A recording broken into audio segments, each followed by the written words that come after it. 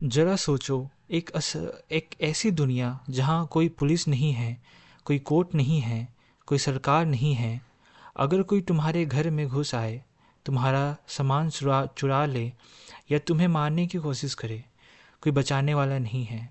और सबसे डराने वाली बात यह है, तुम्हारे पास जो लोग हैं वो भी बुरे इंसान नहीं हैं।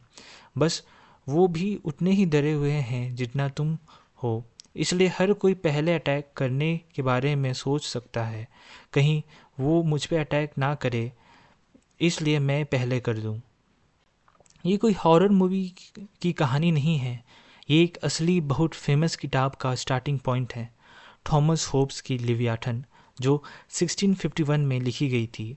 आज हम सिंपल भाषा में समझेंगे कि इस किताब में ऐसा क्या है जो 370 साल बाद भी लोग पढ़ते हैं, और इसका क्या लेसन तुम्हारी लाइफ में, माइंड पे और पैसे के लिए काम आ सकता है। थॉमस होप कौन थे? थॉमस होप का जन्म 1588 में हुआ था। कहते हैं उनकी माँ इतनी डर गई थी इस स्पेन के जहाज़ों के आने की खबर सुनकर कि उनका जन्म टाइम से पहले ही हो गया। होप्स बाद में हंसी में कहते हैं, फियर और मैं हम जुड़वा भाई हैं। वो एक बहुत होशियार आदमी थे। उन्होंने अमीर घरानों के बच्चों को पढ़ाया, यूरोप घूमा और गैलीलियो जैसे साइंटिस्ट से मिले। लेकिन उनकी ज़िंदगी का सबसे बड़ी घटना थी इंग्लिश सिविल वॉर, एक भयानक लड़ाई जिसमें इंग्लैंड के राजा और पार्लियामेंट के बीच जंग छिड़ गई थी 1640s में। होप्स ने अपनी आँखों से देखा कि कैसे एक चलता फिरता देश, एक स्टेबल सोसाइटी सिर्फ इसलिए तबाह हो गया क्योंकि लोग इस बात पे एग्री नहीं कर पाए कि फाइनल पावर किसके हाथ में होनी चाहिए। ये चीज़ उनकी पूरी किताब लिवियाथन के लिए एक सीड का काम करी। स्टेट ऑफ नेचर, जब कोई कानून नहीं होता।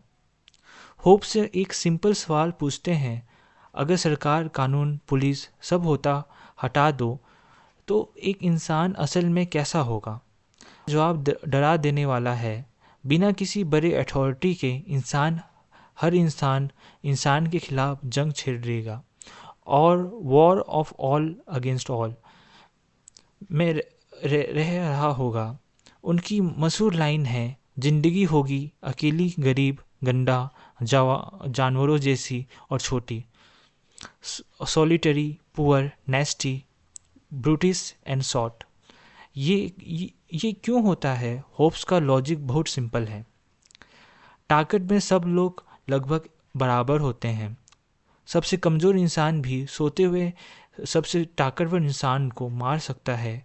चीज़ें लिमिटेड हैं, सब लोग वही चीज़ चाहते हैं, इसलिए कंपटीशन बन जाता है।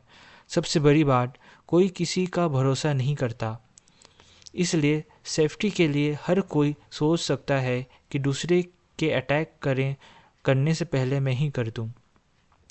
तीसरा पॉइंट सबसे इम्पॉर्टेंट है, इसमें कोई भी असल में लड़ना नहीं चाहता, बस ट्रस्ट ना होने की वजह से जंग करना लॉजिक बन जाता है। होप्स इसका एग्जाम्पल देता है दो देशों के हथियारों की रेस से।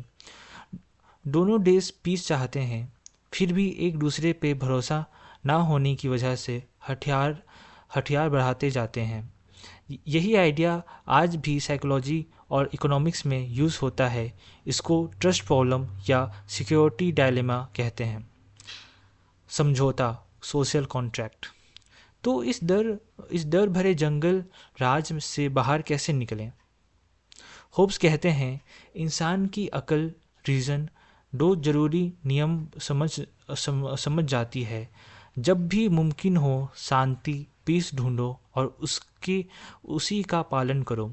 दूसरा, अपना सब कुछ लेने का हक छोड़ने को तैयार रहो, लेकिन सिर्फ तब जब दूसरा इंसान भी वही करेगा। मतलब, मैं तुमसे ज़बरदस्ती सब कुछ छीनना बंद कर दूंगा अगर तुम भी कर दो, लेकिन सिर्फ तभी जब मुझे पक्का भरोसा हो कि तुम अपनी बात रखोगे। और यही होप्स का सबसे बड़ा पॉइंट आता है। बिना किसी एनफोर्समेंट लागू करने वाली ताकत के कोई भी वादा सिर्फ खाली शब्द है। लोग सिर्फ एक दूसरे से अच्छे रहो का वादा नहीं कर सकते। उन्हें एक ऐसी कॉमन पावर सरकार बनानी पड़ेगी जो वादा तोड़ने वालों को सजा दे सके। इसी को कहते हैं सोशल कॉन्ट्रैक्ट। लोग अपना इंडिविजुअल कुछ भी करने का हक एक सरकार, राजा या असेंबली को देते हैं ताकि वो सब पे बराबर से शांति लागू कर सके। लिव्याथन क्या है? यहीं से किताब का नाम आता है।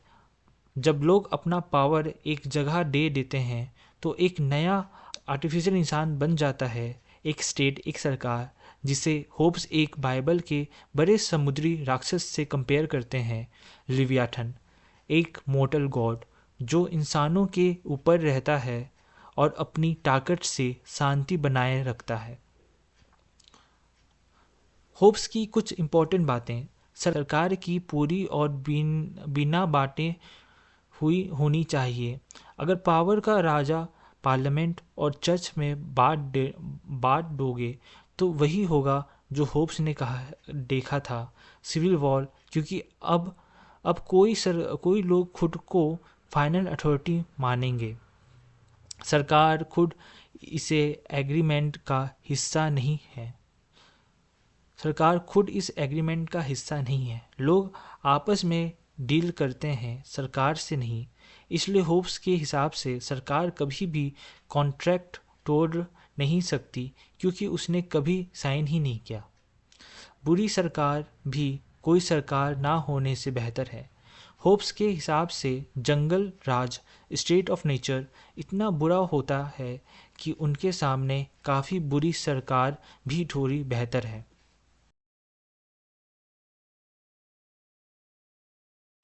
थियरी में क्या कमी है? एक अच्छी वीडियो में ऑनेस्टी भी ज़रूरी है। होप्स की थियरी में एक बड़ी कमी है जो खुद उनके एडिटर्स भी बताते हैं। होप्स खुद मानते हैं अगर सरकार लोगों को प्रोटेक्ट करना बंद कर दे तो उनकी ओबे करने की जिम्मेदारी ख़त्म हो जाती है। लोग अपनी जान बचाने के लिए विद्रोह रजिस्ट कर सकते हैं। इसका मतलब यह है सरकार की पावर कभी हमेशा के लिए पक्की नहीं थी। वो हमेशा इसी बात पे टिकी थी कि लोग ये माने कि सरकार उन्हें अभी भी सुरक्षित रख सकती है।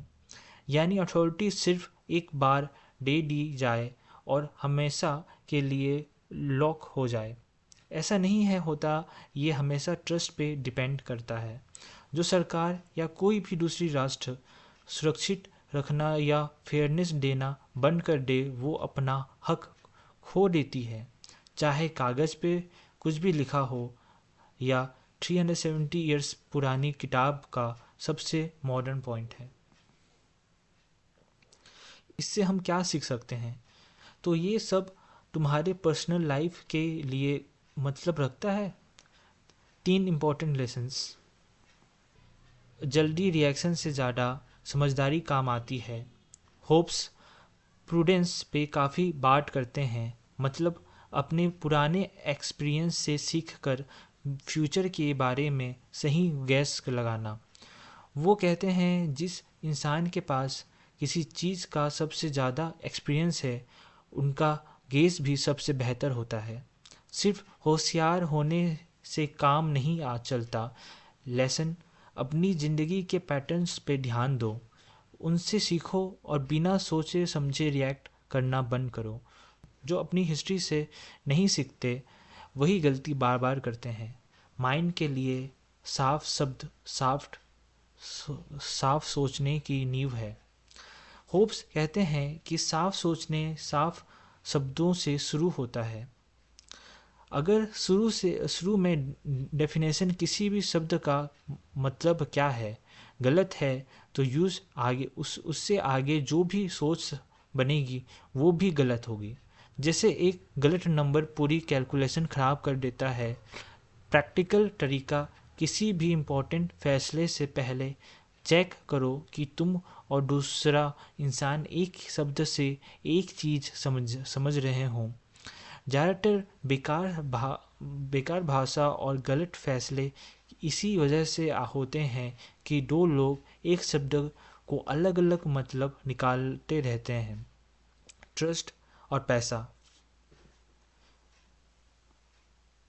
ट्रस्ट और पैसे के लिए होप्स का पूरा सोशल कॉन्ट्रैक्ट वाला आइडिया ऐसा एक ट्रस्ट और एनफोर्समेंट का मसला है। कोई भी वादा अगर उसके पीछे कुछ रियल बैकिंग जैसे कोलैटरल, रेपुटेशन या कानून नहीं है तो वो सिर्फ खाली शब्द है। इससे इससे पैसे और बिजनेस में भी सीख मिलती है। कॉन्ट्रैक्ट क्यों बनाए जाते हैं, गारंटी, कोलैटरल ये क्यों ज़रूरी है। ट्रस्ट करो पर वेरीफाई भी करो। कोई कोई बुरी बात कोई बुरी बात नहीं, ये एक अच्छा तरीका है। होप्स तो यहाँ तक कहते हैं कि पैसा देश के कानून जैसा है, उसको पूरे सिस्टम में रहना चाहिए, तभी पूरा सिस्टम हेल्दी रहता है। मॉडर्न लेसन, अगर तुम पैसा, जानकारी या ट्रस्ट बस जमा करते रहो और सर्कुलेट ना करो तो जिस सिस्टम पे तुम खुद डिपेंड करते हो वो भी कमज़ोर हो जाता है। और इन सब के पीछे होप्स का सबसे पर्सनल लेसन शायद यही है। वो खुद कहते हैं कि स्वभाव से ही डरपोक, फियरफुल थे, लेकिन उन्होंने इस डर को छुपाया नहीं। उसी को सीरियसली लेकर पूरी सोच समझ के साथ अपनी ज़िंदगी का सबसे बड़ा काम खड़ा किया। तुम डर मुक्त फियरलेस होने की ज़रूरत नहीं है। साफ सोचने के लिए बस अपने डर को अपना फैसला लेने मत दो, उसको यूज़ एक इंफॉर्मेशन की तरह करो। लिव्याटन कोई कंफर्टेबल किताब नहीं है। ये इंसान की तारीफ नहीं करती और ना ही ये मानती है कि शांति अपने आप बन जाती है, लेकिन इसलिए ये किताब 400 साल बाद भी रिलेवेंट है, क्योंकि ये तुमसे इंसान के बारे में ऑप्टिमिस्टिक होने को नहीं कहती, बल्कि ऑनेस्ट होने को कहती है। और फिर ऐसा सिस्टम बनाने को कहती है, चाहे वो पॉलिटिक्स हो, पैसा हो या रिश्ता, तब भी काम करे जब लोग अपनी बेस्ट फॉर्म में ना हो।